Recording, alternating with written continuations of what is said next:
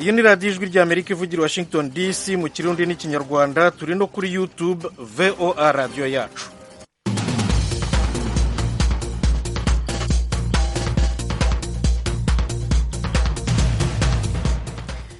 Leta y'u Rwanda iraburira abaturage bayo bajya mu Bushinwa kwirinda umujyi wa Wuhan, indiri y'icyorezo cya virusi ya korona. Minisitiri w'ubuzima Diane Gashumba yabitangaje uyu munsi mu kiganiro yagiranye n'abanyamakuru i Kigali. Umunyamakuru w'ijwi ry'Amerika Eric Bagiruwubusa nawe yarakirimo. Muri icyo kiganiro Minisiteri y'ubuzima yagiranye n'abanyamakuru ku gicamunsi cyo kuri uyu wa kane, byumvikana nta shiti ko Leta y'u Rwanda igamije kuburira abanyarwanda bajya mu gihugu cy'Ubushinwa ko bagomba kwitondera umujyi wa Wuhan wagaragayemo icyorezo kizwi nka novo coronavirus. Ni icyorezo cyagaragaye kuva mu mpera z'ukwezi kwa 12 umwaka ushize 2019, kandi inzego z'ubuzima zivuga ko kugeza ubu kitarabonerwa urukingo ruzwi na cyane ko ngo kikiri gukorwaho ubushakashatsi. Madame Diane Gashumba, Minisitiri w'ubuzima mu Rwanda, aharagaruka ku bimenyetso bigaragara ku bafashwe n'icyo cyorezo. Ni indwara igaragaza uko tubyita mu Rwanda mu mvugo isanzwe dukoresha, yigaragaza nka grippe, ariko grippe ikaze, ariko ushobora kuvamo n'umusonga. Iyo ndwara igaragazwa n'ibicurane, inkorora, gucika intege n'umuriro mwinshi. Hanyuma wiyanduye bavuga ko itangira kugaragara nko hagati y'ibyumweru 2 n'ibyumweru 3, ariko iyo virusi ni nshyashya ku buryo n'ubu abantu baracyayikorera ubushakashatsi isumbuye. Kubera ubukana bw'icyo cyorezo, ubu ngubu Ubushinwa ku bufatanye n'ishami ry'umuryango w'abibumbye ryita ku buzima OMS bafashe ingamba ku mujyi wa Wuhan coronavirus yagaragayemo. Minisitiri w'ubuzima mu Rwanda agaheraho asaba abanyarwanda bagenda mu Bushinwa kwirinda uwo mujyi ndetse no gukomeza gukaza ingamba z'isuku. Hariya habonetse icyorezo muri uriya mujyi wa Wuhan, nabo babujije abantu baho gusohoka n'abandi gukomeza kujyayo kugira ngo icyorezo kidakwira henshi. Natwe rero icyo dusaba abanyarwanda, twakomeje no kubasaba, ni ukwirinda kujya havuzwe iyo ndwara, kuko ni indwara yandurira mu mwuka. Iyo umuntu ahumeka buri umwuka urasohoka, hari udutonyanga tw'amazi, umwuka duhumeka ubugizwe n'amazi nuko tutayabona, utwo dutonyanga nitwo dushobora kugenda tukanduza umuntu kwegereye cyane. Ikindi, ibicurane ubwo bawukora mu bimyira by'umuntu wanduye, icyo nacyo cyakwanduza. Ibyo rero ingamba nanone ni isuku, guhora umuntu akaraba intoki. Ibyo rero nibyo tugira inama cyane abanyarwanda.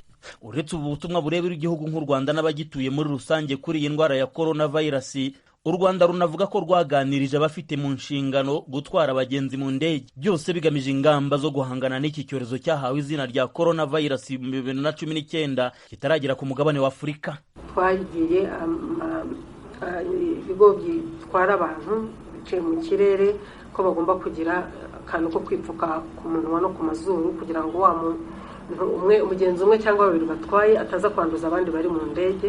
Ibyo bakaba baratangiye kubikurikiza. Ikindi ni ukuganiriza abari mu ndege, nuko babaganiriza bababwira umutekano wo mu ndege, kwizirika umukandara. Iki nacyo ni ikintu bagomba gutangira kuganiriza abo batwaye mu ndege, no kugira ibikoresho byo gukaraba bishobora kwica utu dukoko. Zaba inzego z'ubuzima mu Rwanda, iz'abikorera ndetse n'izifite mu nshingano ibikorwa by'ubukerarugendo zumvikanisha ko amakuru kuri iki cyorezo azafasha kukirinda, zigatangaza ko ziri gukoranira bya hafi kugira ngo hatagira uwakwibasirwa n'iki cyorezo. Kugeza ubu bivuga ko kitarabonerwa urukingo. Imibare itangwa n'inzego z'ubuzima iravuga ko abagaragaweho na coronavirus bakaba hafi 300, kandi ko 4 kimaze kubahitana. Ku rundi ruhande, bishobora kuzamura icyoba n'urwikekwe ku bacuruzi b'abanyarwanda baranguraga ibicuruzwa byabo mu gihugu cy'Ubushinwa. Ni mu gihe Ubushinwa bushyirwa mu bihugu bya mbere bicuruzanya n'u Rwanda. Leta y'u Rwanda ikavuga ko nta munyarwanda ikumira mu buhahirane n'igihugu cy'Ubushinwa, ahubwo ko ikibare bari ukwirinda kujya mu mujyi wa Wuhan coronavirus yagaragayemo. U Rwanda ruravuga ko kugeza ubu uyu mujyi ari wo gusa iki cyorezo kirimo, ariko mu bitangazamakuru bitandukanye haravugwamo za Hong Kong n'ahandi. Inzego z'ubuzima zo zigasubiza ko bake mu bagaragaye ahandi hatandukanye bari baravuye mu mujyi wa Wuhan. Bagiruwubusa, ijwi ry'Amerika, i Kigali. Noneho tujye mu Burundi, aho sentare nkuru y'igihugu ya Ngozi yarayiciriye abanywanyi b'umugambwe CNL 14 umunyororo w'imyaka 10 n'ihadabu y'ibihumbi 200 buri wese, bagirizwa ibyaha byo guhungabanya umutekano w'igihugu. Ni inkuru dushyikirizwa na Desire Hatungimana. Abo banywanyi b'umugambwe CNL bapfunzwe bagirizwa ivyaha vyo gushaka kwica abantu, gusambura amazu hamwe no kurandura imirima y'ikawa. Ibi vyabereye ku mutumba Kagina muri komine Marangara hafi y'urubibe ihana na komine Kiremba. Abanywanyi b'umugambwe wa Gatongwasa bavuye kugurura ingoro yabo muri yo komine ya Marangara. Abanywanyi b'umugambwe urongowe na Gatongwasa barahakana ivyo bagirizwa n'umushikiriza manza wa Republika Ingozi. Benshi muri abo 14 bavuga ko batarigera bahonyora kuri uwo mutumba wa Kagina. Umushingwa manza bajije igituma aribo bafashwe, benshi bishura ko bazira umugambwe bari mu Senel, mbere bose bakemeza ko batanzwe amazina n'abakeba babo bimbonera kure. Boniki vyerekana nuko bagiye barafatwa umwe bukeye atanumwe bafatiye aho vyariko birabera. Parke yaciye ibasabira gupfungwa umwe imyaka 15 ku caha cyo gushaka kwica abantu, kuko berekanye amafoto y'abahakomerekeye cyane, mbere baraja mu bitaro.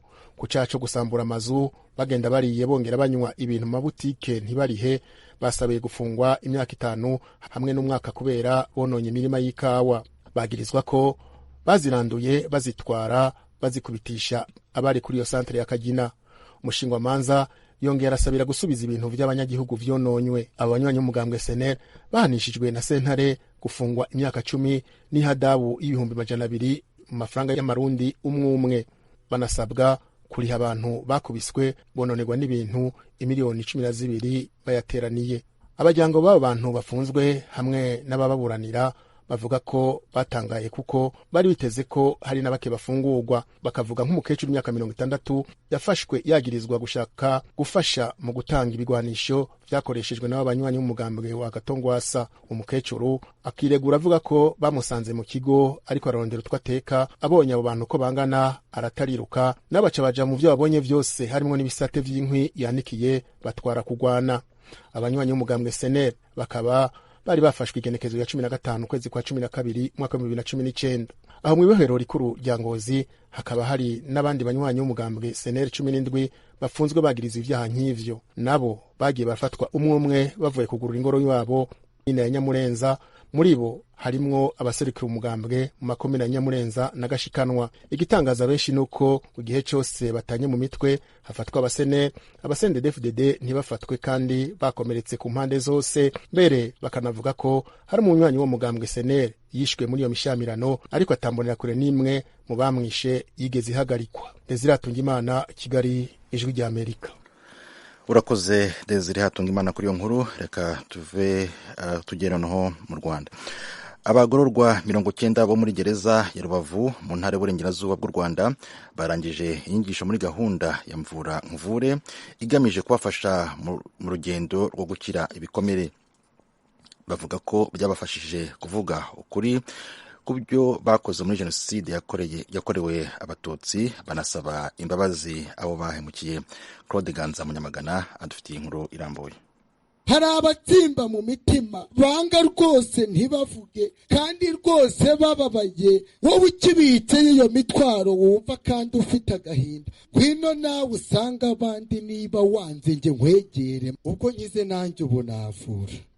Murumva amabango y'umuvugo w'umwe mu bagororwa bo muri gereza ya Rubavu bamaze amezi 4 mu biganiro bya mvura nkuvure bitegurwa n'umuryango CBS utegamiye kuri leta wifashisha amatsinda mu gufasha abakoze jenoside n'abayikorewe kugarurirana icyizere no kubwizanya ukuri bigamije kubaka amahoro. Aba bo muri gereza ya Rubavu bagabanyijwe mu matsinda 6 agizwe n'abantu 15 rimwe.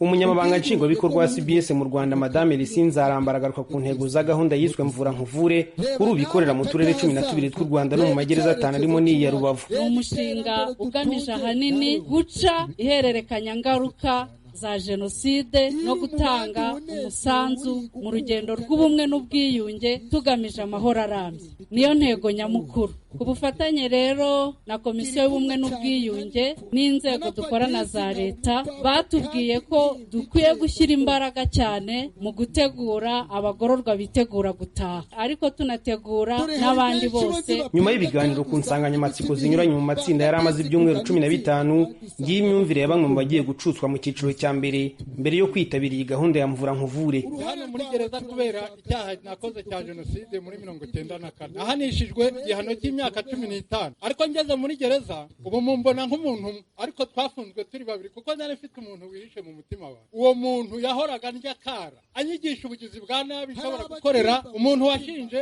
umuntu witwa umucikacumu ndetse n'umunyamuryango wantereza. Uwo muntu yamhoraga mu mutima ndya kara ngira inama, ntabwo nasinzira. Nari asista burugumestre muri komine Mutura, nari nshinzwe imibereho myiza y'abaturage n'umuco. Mburana icyaha cya jenoside nakiburanye mpakana kugeza igihe nakatiwe habwa igihano cya burundu ndafungwa. Nakomeje kwinangira ngira gahinda peranwa nuko numva narazize ubusa ntemera uruhari rwanjye muri jenoside yakorewe abatutsi 94. Nari umugenzacyaha mu rwego rwa prefegitura, ubwacu bavuga ko tutari mu rwego rw'abakoze ibyaha bw'abayobozi. Ibyo rero bigatuma nge nkomeza kwibwira ko nta ruhare nta cyankurikirana, kandi no mu mategeko twatubwiraga ko abakoze icyaha ari abantu benshi n'ubundi batazahanwa. Nyuma ya yari kubahamya ko batakira abo bari bo mbere. Buri wese yavugaga ibikomere bye, nkabona ari ibintu bidashoboka. Naje gutungurwa nanone nuko abantu bose bafashe ibiganiro, ugasanga nta n'umugize icyo kintu, ugasanga ibikomere buri wese yari afite bibaye ibisubizo byo gufasha undi mugenzi we. Naho rero nanjye nafatiye icyemezo cyo gutuma no ku mwana wanjye, ndongera nti mwana we nyoko namubujije kuzavuga ko nkatiwe kubera icyaha cyo gukora jenoside yakorewe abatutsi. None bimenye mwa naje gusobanukirwa neza n'uruhari rwanjye muri jenoside yakorewe abatutsi 94. Nk'uko nahoze ndi umuyobozi hari icyo nashobora gukorera inzirakarengane zazije jenoside, icyo kintu sinigeze ngikora. By'umwihariko ku giti cyawe hari abantu wishe? By'umwihariko ku giti cyanjye nta bantu nishe, ariko kuwahoze ndi umuyobozi kwica gusa ntabwo ari ugufata imbunda ukarasa, si no gufata umupanga ngo uteme, ahubwo no gutererana abo nari nshinzwe kurengera bari mu makuba simbarengere, nabwo n'ubundi bwicanyi nabakoreye kuko nabatereranye. Icyo niteguye cyo nuko ngize amahirwe ubuyobozi bwa gereza bukambonanisha nuriya nahemukiye, namurangira ngo abawe barishwe twarabishe barahana. Ubuyobozi bwa gereza ya Rubavu buvuga ko iyi gahunda ya mvura nkuvura ari nziza, cyakora ikwiye kongerwamo imbaraga. CIP Efrem Gahungu ni umuyobozi w'iyi gereza. Iyi gahunda ya mvura nkuvure mu by'ukuri yadufashije byinshi, yadufashije gusana imibanire yasenyutse, ubumwe n'ubwiyunge, iterambere. Ubu dufite abagororwa 7456 mu by'ukuri, kumbwira ngo abantu 90 nibo bashoje iki cyiciro cya mbere. Ubwacu baracyari bake, turacyafite abantu hariya binangiye, mugomba gushiramo imbaraga. Natwe turabashigikiye mu buryo bwose mwifuza tuzabafasha kugira ngo abantu bari hano babashe guhinduka, babashe kuvuga, bavugisha ukuri, cyane cyane berekane abantu tutarashingura mu cyubahiro. Urwego rw'amagereza ruvuga ko mu Rwanda habarurwa imfungwa n'abagororwa basaga 68,000, abarenga 20,000 muri aba bakaba bafungiwe ibyaha bya jenoside. Abasaga 2,000 muri iyi gereza ya Rubavu nibo bakirangiza ibihano by'igifungo bakatiwe kubera ibyaha bya jenoside bahamijwe. Iyi gahunda ya mvura nkuvura imaze imyaka 15 itangijwe, ikaba ikorera mu turere 12 muri zimwe mu nkambi z'impunzi z'abanyamahanga ziba mu Rwanda, kimwe no muri gereza 5 kuri 13 ziri mu gihugu. Abatangije iyi gahunda bavuga ko ishimangira cyane ubumwe, ubwiyunge n'isanamitima.